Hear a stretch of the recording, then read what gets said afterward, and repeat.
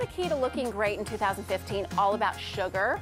That's what our next guest believes, and she is promising you will never look at sugar the same way again. Please help me welcome JJ Virgin. She's the author of The Sugar Impact Diet. JJ, I'm so happy to have you on the show today to talk about this.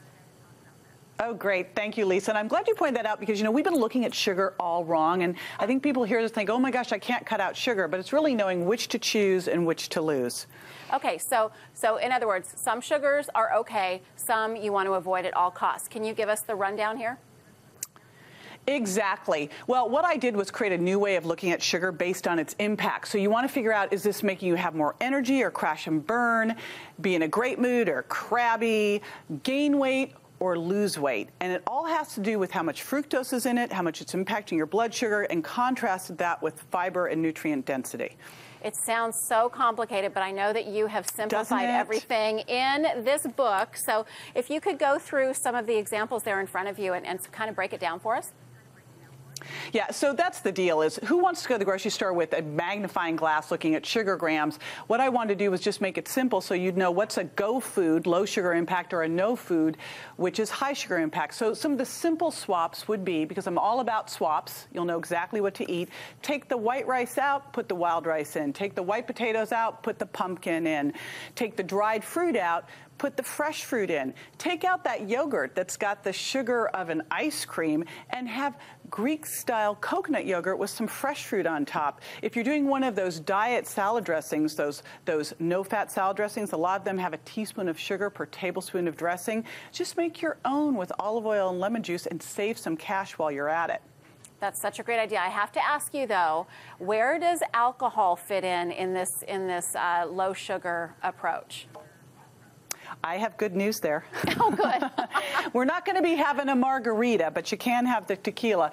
What I teach people is during the 2 weeks where we're really making that transition and getting rid of your sweet tooth, I'm going to pull the alcohol out. But over time, red wine, you want to have the lower sugar impacts. You know, red wine, tequila, it's really more about what you're putting into that and, of course, how much. A glass of red wine is great. Having a bottle, not so great. Right, right. What do you think it is about sugar that has everyone so confused?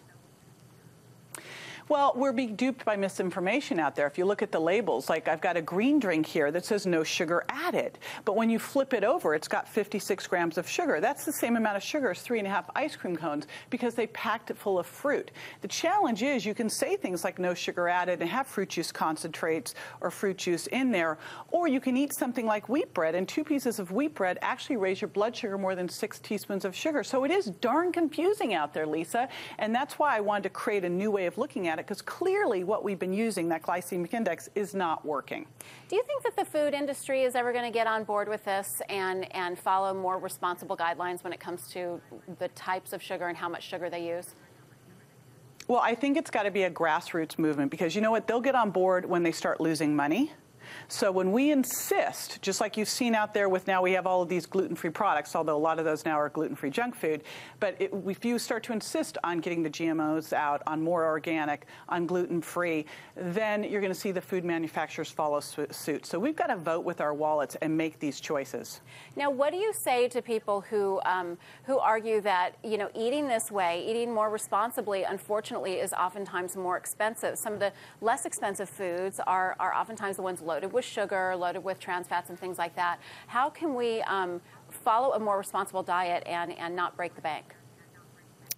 I wanted to prove that urban legend wrong once and for all, because I keep hearing that it costs more to eat healthy. In reality, the processed food is what costs the money. I went to the grocery store and I filled one grocery cart up with like the normal family of 4 trying to eat healthy, and then one based on my program, and it was 38 bucks more to eat the normal way, because processed food, bottled dressings, all of those things cost a lot of money. When you look at having lentils and black beans and more plants in your diet and fresh fruit and Greek-style yogurts and making your own dressings, this is where you save the money. Sure, you're going to spend more money on, say, sustainable and wild seafood and grass-fed beef, but you make it up on all those plants and making your own dressings. Do you know how quick it is to make a dressing and how much money you save and sugar you save? Yep.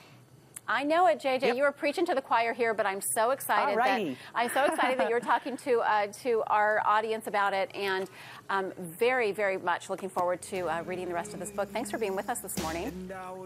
Thank you, Lisa.